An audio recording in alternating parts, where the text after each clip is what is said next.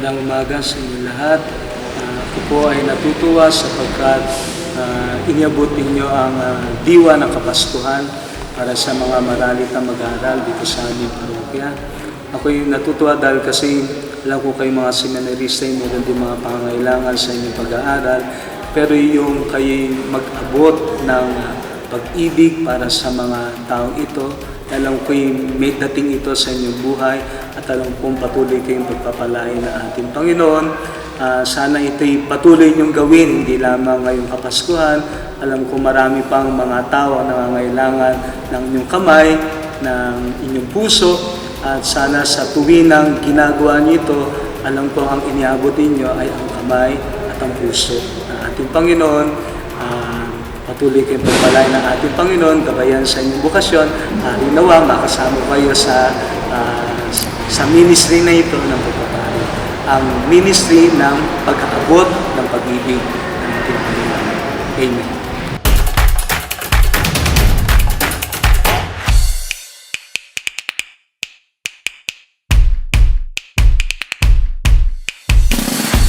Ang Mr. Kasambahay ay isa sa mga pinakaaabangang programa ng ating departamento.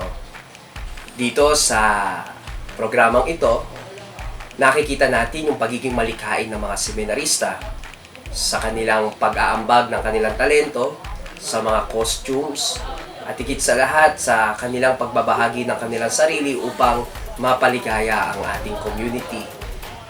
Ang Mr. Kasambahay sa panahon ngayon, nakikita natin na nagiging progressive and developmental. Progressive and developmental dahil ang task and responsibility ng nagiging Mr. K sa isang academic year ay hindi lang napapaloob sa loob ng ating community. Nagkakaroon ito ng social dimension at social responsibility. Katulad nga ng ating reigning Mr. K, si Seminarian Jerome Arvin Piedad. Ang kanyang naging contribution ay lumikom ng mga laruan, lumikom ng mga school supplies na naibahagi ng ating komunidad sa pamayanan, sa may gabihan, lalo na sa mga gawing bundok, mga batang walang tsinelas, luma ang notebook, walang pambili ng ballpen o lapis. Ngayon, nagkaroon sila ng bagong notebook, nagkaroon ng bagong ballpen, nagkaroon ng bagong lapis na sumasagisag sa bagong pag-asa sa buhay.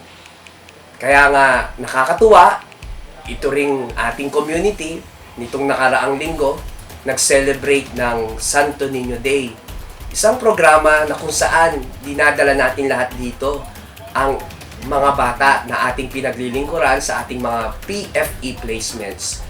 Kasama ni Mr. K, Seminarian Arvin Jerome Piedad, namahagi tayo ng mga laruan, pagkain, at higit sa lahat, namahagi tayo ng saya na dulot ng ating pagsasama-sama, ng dulot ng ating iisang tugon sa tawag ni Kristo sa buhay kabanalan, sa buhay pagpapari at nagpapari. Kaya kay Seminarian Arvin Jerome Piedad, ang ating reigning Mr. K, congratulations! Dahil nagampanan mo ang iniatang sa iyong mga balikan na responsibilidad bilang Mr. Kasambahay 2016-2017. At kung sino man ang mananalo, papalarin, natanggapin ang korona at sentro, responsibilidad ng pagiging Mr. K ngayong taong 2017 and 2018, inaasahan namin na iyong gagampanan at hihigitan ang pagmamahal at paglilingkod sa mga taong pinagkatiwala sa atin ng Panginoon. Sa third year class, Blessed Paul VI, congratulations! At nawa ang inyong sinimulan, sama-samang paggawa at pagbibigay ng sarili para sa ikabubuti ng ating community at ng simbahan ay mapagpatuloy nyo hanggang kayo'y ordinahan na ng mga pari. So muli, congratulations sa inyong lahat at sana'y lagi kayong pagpalain ng Panginoong ating Diyos.